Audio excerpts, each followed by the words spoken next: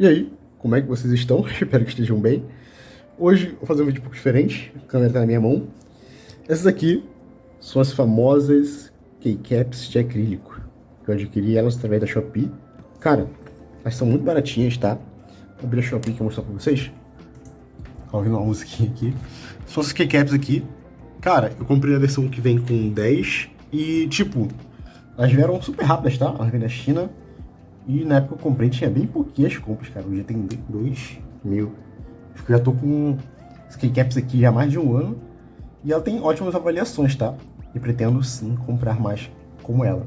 O único ruim é que, tipo, não vende nesse site aqui, né? A loja, eu acho que também não vende as teclas de espaço, as caps, né? As shift, entendeu? Só dá pra colocar praticamente nas teclas do mesmo tamanho. Elas são keycaps, cara, muito boas, tá? Elas melhoram bastante, na minha opinião, a performance aí dos jogos, né? Na jogabilidade. E, cara, eu gosto bastante delas.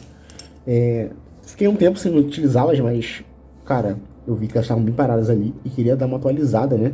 Nelas, em relação a algum teclado. Então eu resolvi colocar no Full 60 Pro. Já fiz um vídeo sobre esse teclado aqui e como eu utilizo ela no vídeo anterior, tá?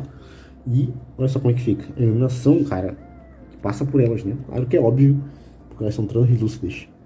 Então eu gostei bastante. Cara, tem ótimas avaliações. São caps maravilhosas. Elas têm uma leve inclinação, se você puder ver. Deixa eu ver se a inclinação tá do lado certo. Aqui, ó. Ela tem uma leve inclinaçãozinha.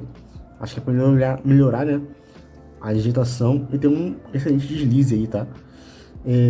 Cara, eu gosto bastante delas. Eu utilizo elas principalmente em jogos de tiro, tá? Olha só. A gente comprou. Elas são muito boas mesmo.